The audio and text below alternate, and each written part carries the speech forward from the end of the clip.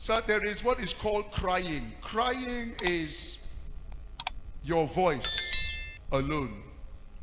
Weeping is your tears. Then there's wailing. Wailing is your whole body is screaming.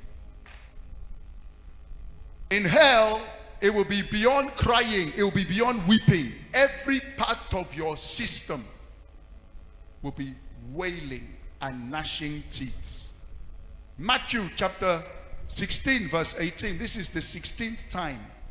He said to Peter, and the gates of hell shall not prevail. So there are gates in hell. So there are gates. There are gates in hell. And verse 26, he said, what is a man profited if he gain the whole world and his own soul? And what shall a man give in exchange for his soul? 17th time, Matthew 8 verse 8. If your right hand or your foot offend thee, cut them off, cast them from thee. It is better for you to enter into life and be maimed, rather than having 2 hands and 2 feet to be cast into everlasting fire. Number 18, Matthew 18:9. If your eye offend thee, the same thing, pluck it out, than to be cast into hellfire. 34. And the Lord was wroth and delivered him to his tormentors, till he should pay that which was due unto him. Likewise shall your heavenly Father do also unto you, if you don't forgive your brethren. Of course, the tormentors is talking about the kind of punishment in hell. Demons are there, torture. Sir, do you know in hell, if you managed to sleep 5 hours last night, you were blessed. It's the blessing of God. In hell, you don't sleep. There's 1 hour you're allowed to sleep. And that will build up dimension. By the time you have not slept 1 day, 2 days, 3 days, you don't sleep. Apart from not sleeping, you don't rest though. You don't rest.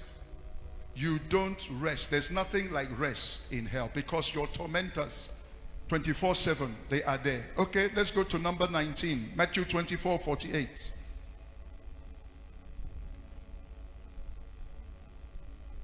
He's talking about a servant entrusted with authority, and he refused to do the job which was given to him, but began to beat his fellow servants and began to drink and get drunken. Verse 51 says, he shall cut him asunder and appoint him his portion with the hypocrites, and there shall be weeping and gnashing of teeth. Verse number 20, verse chapter 25, verse 30. Cast ye the unprofitable servant into outer darkness. There shall be weeping and gnashing of teeth. Number 21, verse 41 of chapter 25. Then shall he say unto those on the left, depart from me, ye cursed, into everlasting fire, prepared for the devil and his angels. Number 22, Matthew 25 verse 46. And these shall go away into everlasting punishment. I've just taken time to break only the book of Matthew. It's exactly the same thing in the book of Luke. The book of Luke is about 20 times he mentions hell. Jesus, I don't talk about Mark and John, but in total is 70 times. He is the #1 hell preacher in the whole scriptures. I am bringing this today as a burden from the presence of God. Men of God, what are you preaching? What is your message? What is the contents? Because we are called to preach the whole counsel. The whole counsel. If Jesus, who is your forerunner and example, is preaching on hell every chapter, every day, every place, brother, you have to check. Have you preached a hell message the whole this year? Has this year passed, you have not delivered the real thing? Because I don't know how you're going to stand before him who is older than age. I don't know. your stewardship, the account you will give to him.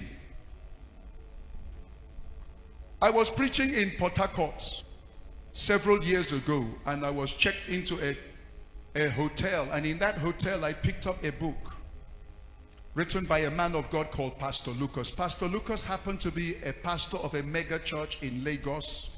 He pastors a church of 10,000.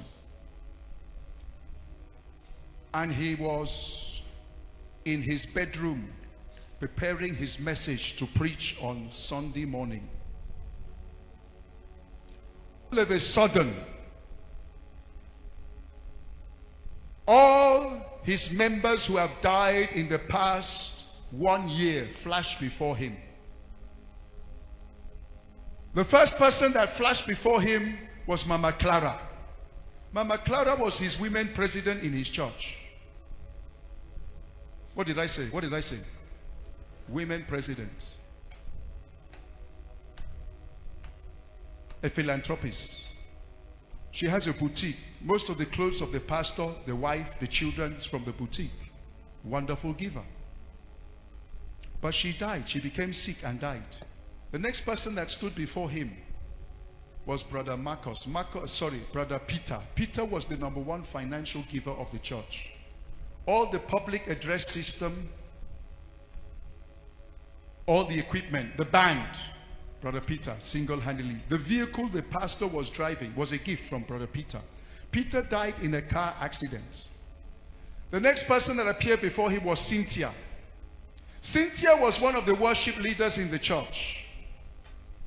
The last time he met Cynthia was when he went to visit a financial brother. As he entered the office of the financial brother, he saw Cynthia and this financial brother embracing in a romantic embrace. And as the man of God entered, the two of them quickly separated. Pastor was now left with a decision. Should I rebuke them openly, or should I hold back the rebuke? And while he was contemplating, the financial brother opened the cupboard, wrote a powerful check. I said, man of God, the Lord has laid it in my heart to sow this seed into your life and ministry. And when he saw the powerful check, he decided to swallow the rebuke and release prophecy. That's the last time he met Cynthia. 2 weeks after that, Cynthia died in the operating theater, trying to flush out unwanted pregnancy. And the next person who appeared before him was Marcus. Marcus died in a shootout with armed robbers. The burial, some people said that Marcus was one of the armed robbers himself. That should not surprise us. Only God knows who is who in church today. The issue is this, that Pastor Lucas was preparing message. And while he was preparing message, what happened to him? He never bargained for it. He saw himself losing momentum, losing his breath, grasping for breath. And before you know it, he saw himself leaving his body. Pastor Lucas received the greatest shock of his life. As his spirit left his body, he saw himself landing in hell. What? Me? Man of God? Mega church pastor? In hell? No, it can't happen. And the first person he saw in hell was Mama Clara, his women president. And he screamed, Mama Clara, what are you doing here? And Mama Clara is also saying, my pastor, what are you doing here? And Mama Clara said, of course, I'm not surprised, because I know the pastor you are. You were not really for our souls. You were so much into monetary issue. You know, my daughter was sleeping with men in the church. You can't rebuke her. You gave her an office in the church. Because of gift I'm giving you. As he was talking, Peter appeared. Man of God, I am in hell today because of you.